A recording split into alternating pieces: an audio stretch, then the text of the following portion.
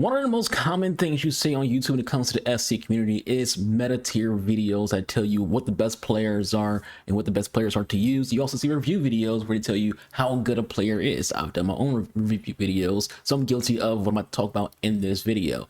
Generally, when it comes to meta videos, when it comes to meta tier list videos, not necessarily like meta tactics and formations, but meta tier list videos, you kind of have to take everything said in that video, in those videos, with a grain of salt, because 9 times out of 10 the person doing that video hasn't used all of those cards present. So if they haven't used all those cards present, they can't necessarily give you the most honest and response or review of that card. A lot of the times when it comes to tier list videos, people will just look at the face stats of a card and then they'll just say, all right, well, the face stats look good, so this person's, you know, in the B tier or in the A tier or whatever tier. But for anyone who actually plays this game, you know that in game cards perform differently than what they look on their face value. Some cards have hidden animations. Generally, icons have, you know, more animations than, you know, regular cards do. Some cards, you know, they might not look special on paper, but in game they perform phenomenally because of their body type in combination with their stats and things like that. So you have to take it with a grain of salt when someone tells you in a tier list video, you know, how good certain players are. So what about player reviews? Well, generally when it comes to a player review, a lot of players will, you know, basically do rentals on cards. They'll buy a card off the market, or they pack a tradable version of a card. They'll take that card, they'll play a few games, generally 3 wins. 3 wins is what you'll use to post the gameplay, and then they'll tell you how good they felt the card was after those 3 wins, and then they'll list that card to sell. They don't keep them generally. So the question becomes, how do you, a casual player or an average player, you know, who's not in, you know, that upper echelon of players, tell what cards are the best cards to use, what cards are the actual good cards to use? The answer to that question is, look at those people's teams. In each video, if the team stays the same, those cards that they're not changing around are the cards that you, the player, should be looking at.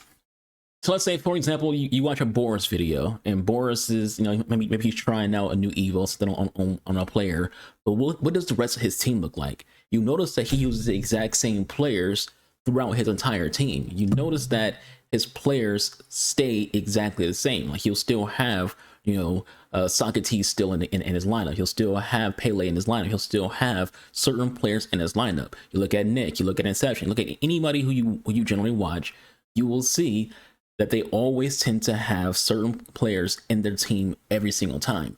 Those are the players that you want to have on your team, because those are clearly the players who they view very highly and see as being, you know, the best players at any given position.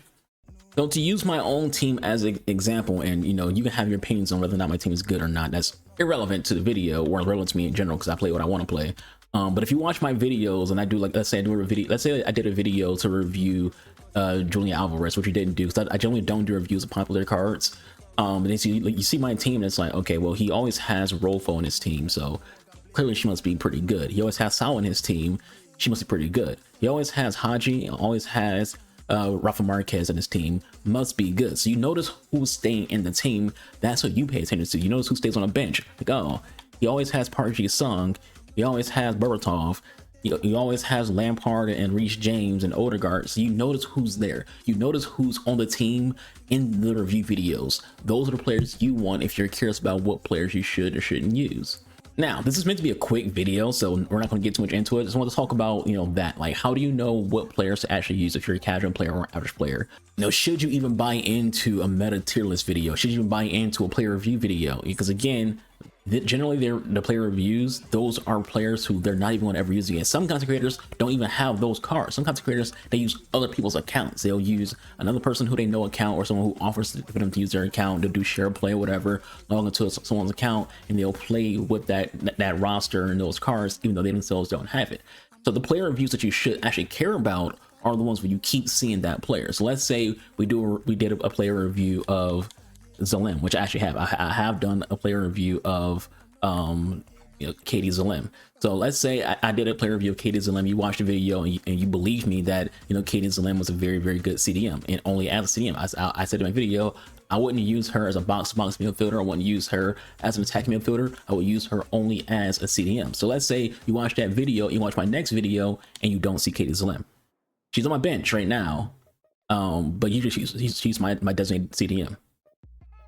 But that would tell you, all right, well, don't even bother buying or trying to keep Katie Zalim because he's not even freaking using her. Let's say I did a video for Lindsay Haran. Let's say you never see her again in my videos. That tells you that he doesn't actually believe his own words when he says Lindsay Haran is a good card, because if she was, wouldn't he at least have her on the bench?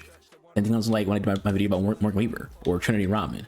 If you don't see the players who I review or anyone reviews, that tells you that that player might be good for those 3 games they won, but they don't actually value that player enough to keep them in their team. Because what matters to you as a casual player, what matters to you as an average player, is who can you keep in your team. You don't have millions and millions of coins to just buy a player for rental, play them for, you know, 4 wins, and then get rid of them again. Like, no, you're looking for players to keep in your team. You're looking for someone who's a permanent part of your squad. So you want to see the videos of people who are showing you their team, and you're seeing people in the roster consistently. Again, you always see the exact same team for the most part when it comes to Boris. You always see the exact same team when it comes to, you know, a few content creators. You know, even when you go on his way back, who changed a lot of his players around, he'll still always have, you know, a few players who he relies on to stay in his team. That's what you should care about.